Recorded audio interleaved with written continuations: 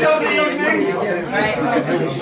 We are very privileged tonight for someone who's come from far and wide to recite the most famous poem to you that was mentioned earlier. He is in great demand, and he came by special envoy from Glen. What's the name of your family? Glenvernock, all of 1.5 miles away, to recite to us tonight Burns's probably the most popular poem, Tam O'Shanter. Good welcome for you.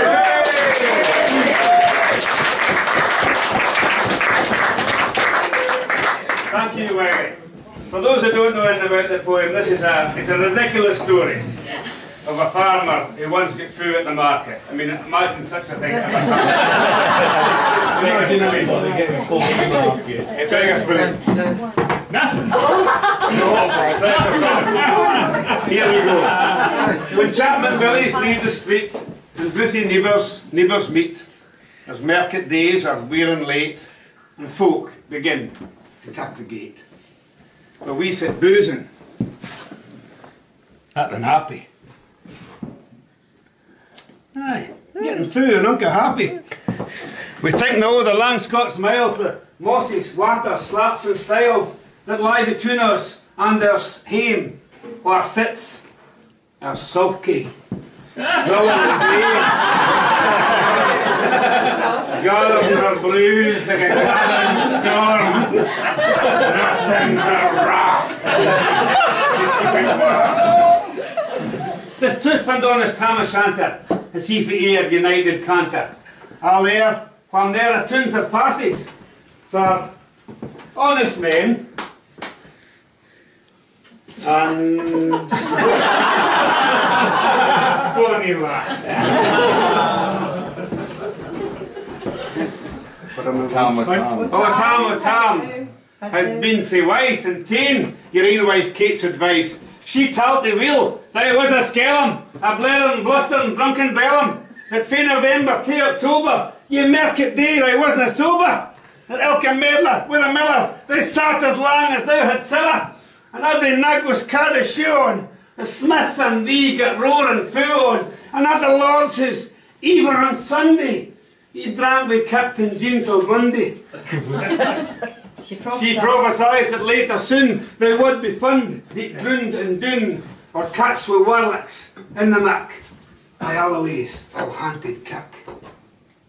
O gentle dames, it gars me greet, to think how money counsel sweet, how money lengthens sage advices, the husband, for the wife despises. But to a tale, ye market night, Tam had got planted on right, fast by an angle, blazing finely, with Riemann swats that drank divinely. That is Elba. Sit up, Joe. His ancient, thirsty, Brithy crony. Tam looting him like brother, brother. They had been through for weeks together. The night drove on with songs and clatter, and aye, the ale was growing better. The landlady and Tam grew gracious. With favour, secret, sweet and precious, the suitor told his queerest stories. The landlord's laugh, ha ha ha, was ready chorus. The storm without might rail and rustle. Tam didn't mind the storm a whistle. Care mad to see a man so happy. He'd drowned himself among the nappy, as bees play hame with leisure treasure. The minutes winged their way with pleasure. Kings may be blessed, but Tam was glorious. Or are the ills of life victorious? Care mad? No, pleasures. But pleasures are like poppy spread. You seize the flower and the bloom is shed, or like the snowfall in the river, a moment white, then melts forever. Or like the borealis lace that fit to your you can point their place, or like the rainbow's lovely form, vanishing amid the storm. No man can tell our time or tide, that hour approaches Tam man ride, that hour when night's black arch a key stain, that dreary hour he mounts his beast in, and sick a night he tucks the road in, as near poor sinner was abroad in. The wind blew us to its last, the rattling storm was on the blast, the speedy games the darkness swallowed, loud, deep and long the thunder bellowed. That night a child might understand the deal and business on his hand.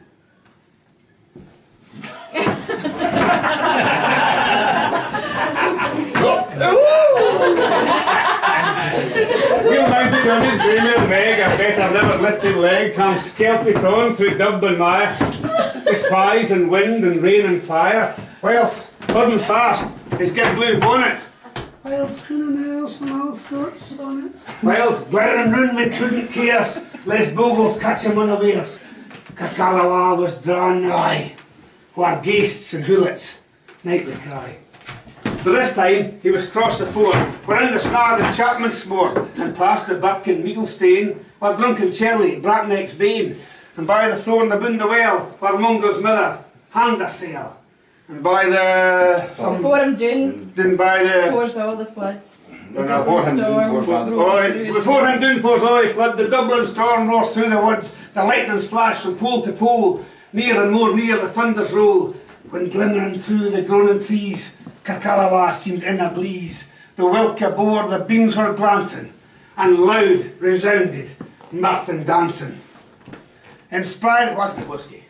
Inspired all gone barley corn, what danger sound can make a storm?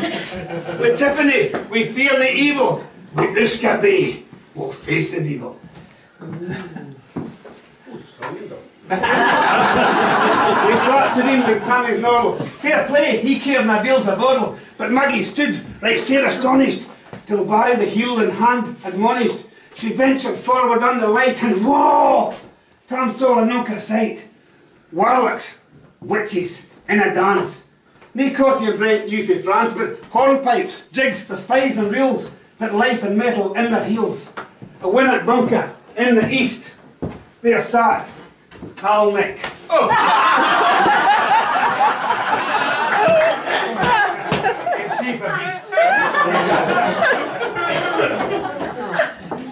A towsy take. Black, grim, and large. Taking the music was his charge. He screwed the pipes and gart them skull till riff and rafters awed the dull. Coffins to boom the open presses that showed the dead in their last dresses. And by some devilish cantrip's light, each in its cold hand held a light, to which heroic Tam was able to note upon the haly table a murderer's banes and gibbet airns, twa span lang wee and cousin bairns, a thief, new cutted fair rape, with his last gasp, his girded gape, 5 tomahawks with blood red rusted, 5 scimitars with murder crusted, a garter which a babe had strangled, a knife a father's throat had mangled, whom his ain son o' life bereft, the grey hairs yet stick to the heft, wi' mair o' horrible and awful, which even to name would be unlawful. As Tammy glowered, amazed and curious, the mirth and fun grew fast and furious. The piper loud and louder blew, the dancers quick and quicker flew, the reel they set, they crossed the cricket, till Ilka Caroline swat and ricket, and kissed her daddies to the lark, and licked at it in a sack. Oh Tam, had they been queens?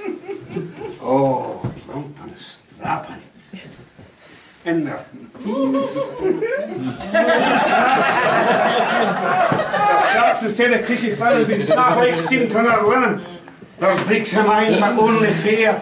The gents were plush of get blue hair. I want to give them half my hurdies for ye blink o' thy bonny birdies.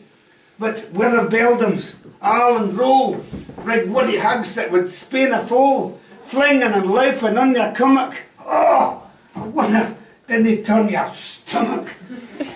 But Tam ken what was what through Brawley. There was a wench in Whalley that night enlisted in the corps, lang after Kent and Carrick shore. For money a beast to dead she shot, and perished money a body boat, and shook baith meikle corn and bear, and kept the countryside in fear. Her cutty sark o' paisley harn, that while a lassie she had worn in longitude, though sorely scanty, it was her best, and she was vanty. Oh, little kenned thy reverend granny that sark she coughed for her wee nanny, with 2 pund Scotch was all riches, would ever grace a dance of witches. But here my muse her wingman fella, to sing how nanny Beyond her power. Beyond her power. So think how Nanny Lappin flang a super judge she was, and strong, and how Tom stood like getting bewitched, and thought he's very enriched. Even Satan glowered and fidged through fame, and hoached and blew with might and main. The fussy keeper, sign another, Tom tints his reason out the gunner, and roars out, wheel down, cuddy sack! And in an instant I was dark. I was dark. Forgot the lights.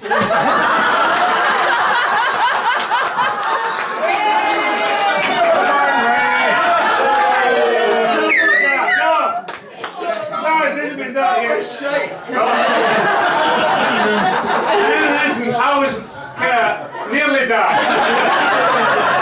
Scarcely had he maybe rallied when out the hellish legion sallied, as bees were out the angry fight, when plundering herds assail the pike, as open pussy's mortal foes, when pop she starts before the nose, as eager runs the market crowd, when catch the thief resounds aloud, so Maggie rins the witch's furrow, with money and Neldrick screech and holler. Oh Tom, they'll get their fame. They'll roast ye like in a whale's herons. I Kate the waits I come, and Kate's sin will be a woeful woman. So do thy speedy utmost, Meg, and win the keys to know the brig. There at them now I tail me toss, for a running stream will down the cross. Ah, but either Keystone could she make, the faint a tail she had to shake. For Nanny, far afore the rest, hard upon noble Maggie pressed, and flew at Tam with furious ettle. But little wished she Maggie's mettle. Ye spring blowed off her master hail, but left a hen, her own great tail. The carlin clocked her by the rump, left poor Maggie scarce a stump. Now, while this tale the truth shall read, help man or mother son tak heed. Whene'er to drink you are inclined, or cuddy sarks run in your mind, think you may buy the joys our dear. Remember, Tam O'Shanter's near.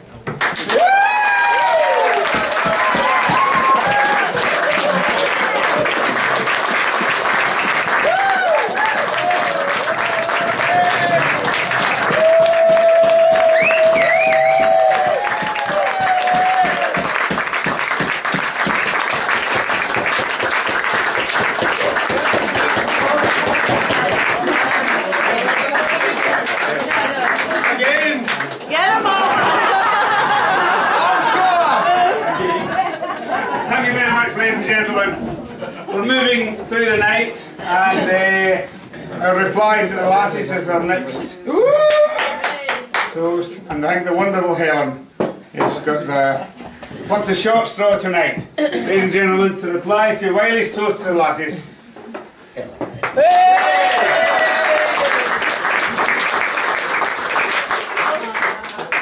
Well, the first thing that strikes me is this is really bloody unfair. And there's a couple of reasons for that. First and foremost, I was only told this morning I was doing that because there weren't many lassies prepared to stand up here and actually do it. Secondly, yes, Jan, you were one. And actually, and Dr. Brannigan, you were another. Apart from that, isn't it funny that you get to do it at the end when all these brilliant speakers are on? This is why they keep me in the kitchen. I'm not a brilliant speaker. You are. I know, no, bollocks. I've got to just follow on from these amazing people that do it. And I have to say, I have to give another round of applause. That was amazing.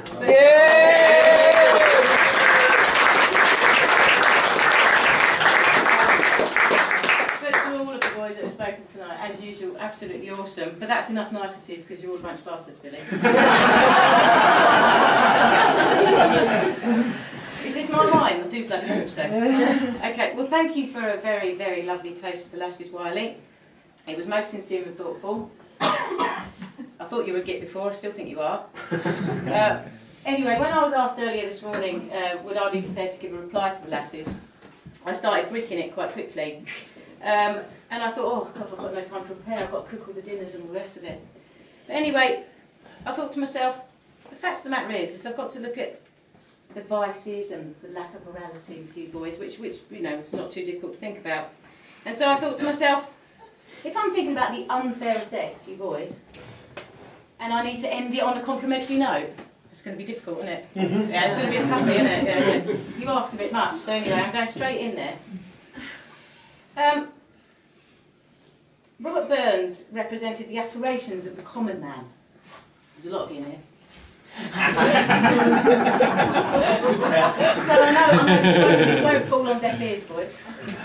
He put into song many of our better ideas, our ideals, and he verbalised our higher instincts. He also had a hawkish sense of bawdy humour, and in that vein, let me make a sincere effort to begin this reply on a complimentary note to you boys. Let's begin with looking at the size of Scottish manhood. Right, the size. Let's go on the height there. I know where you all think I'm going. I'll keep it cleanish. Some years ago, I've done it in small type so you can't read it.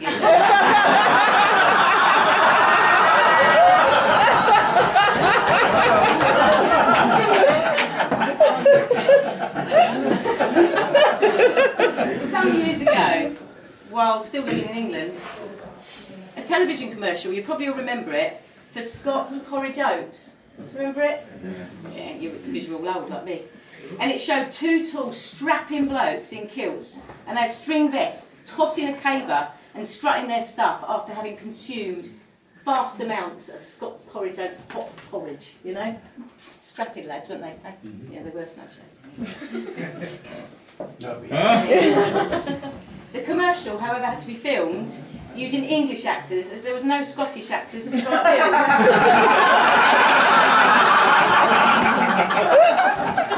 Tall and strapping, you know what I mean? Anyway, a 5'2" Glaswegian bloke, I repeated the commercial to him, I explained it. And anyway, he theorised for me, and he said that all the creme de la creme of Scottish manhood had been used as cannon fodder by the English in 2 world wars, leaving the runts at home to breed. He said it, he was Scottish. And what about the Scotsman's sense of style and dress? Looking good, sexy boy. There is a theory that our ancestral Pictmen painted themselves indigo so their wives couldn't see what they were up to in the heather with the women next door. Nowadays, though, Scotland's kind of, it's completely possessed, isn't it, by, you know, the tartan and all the rest of it. And it's a complete obsession really all over the world, I think, the tartan. According to one historian, though, prior to Robbie Burns, the average clan gathering looked like a parade of tatty bags. A chief purpose, given that the chief purpose of the clan was camouflage, that's quite interesting. It was dressed in modern tartan, the only way you boys could hide and to fight your battles would be on a Ludo board.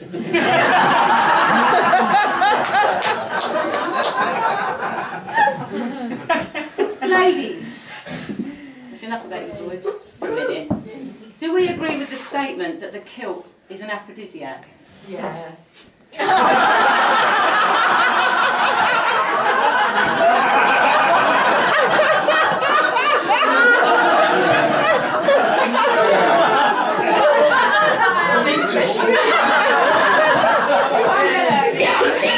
I'm going to rephrase that. Lady.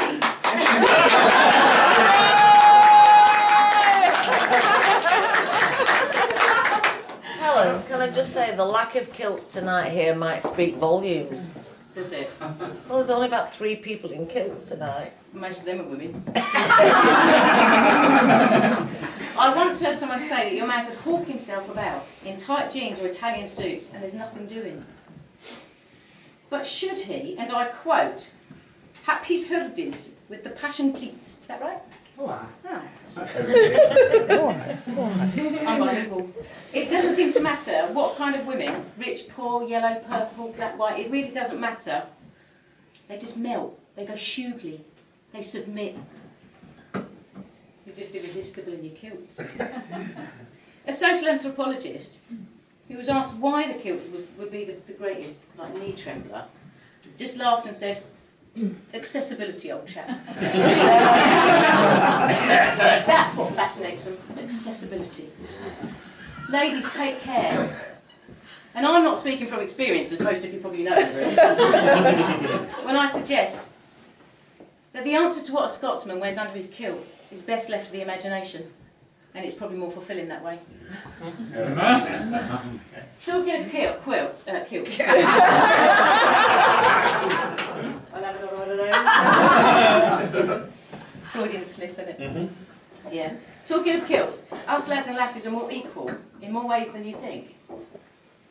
We often both wear similar attire. I mean, think about it. I mean, you know, I know you don't like it that a kilt can be referred to as a skirt, but I mean, you know, I mean, it's kind of skirt-like, isn't it? I mean, and because of this, we share a common problem when we're visiting the ladies or the gents or whatever after a few wee drams. And I'm actually going to prove the common problem we share.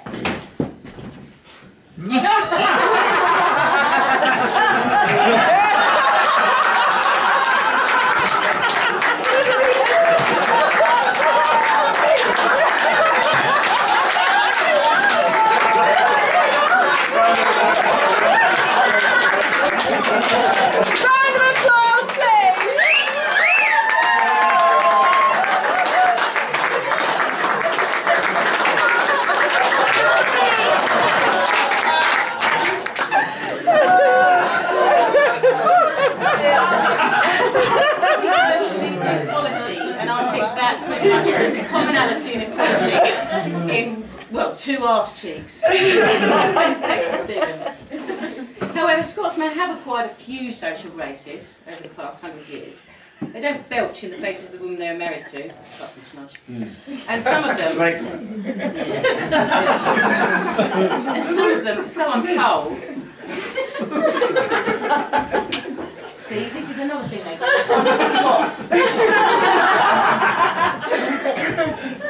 And some of them, so I'm told, even take their socks off when they're having sex. Oh, can we? I wish Karen had known that.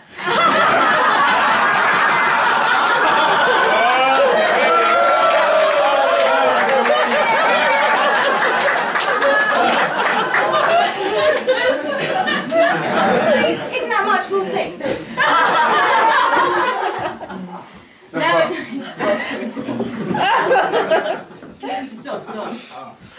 Nowadays, alibis for bad behaviour, based on deprived Scottish childhood, are so commonplace that they're ignored unless you can prove that you've been breastfed by your father. Robbie Burns didn't tolerate fools really very easily. In his epigram addressed to a gentleman at a table he kept boasting of the company he kept, he wrote, "What of lords with whom you've supped, and of dukes you've dined with yestreen? A louse, sir, is still a louse, though it crawl on the locks of a queen." Robert Burns died at the age of 37, and he united music, realism, comedy, humanity, in a manner seldom seen. He was a true champion of the common man. But would he still have been today when the common man is as common as Rhapsody Nesbitt? What would he have made of a contemporary Glasgow where one definition of an atheist is a bloke who goes to see a Rangers Celtic match to watch the football? What would he have thought when he overheard this remark in a local tavern, i.e. the House O'Hill? Question, what should we drink to? Answer, what about till 3 in the morning? Still, ladies,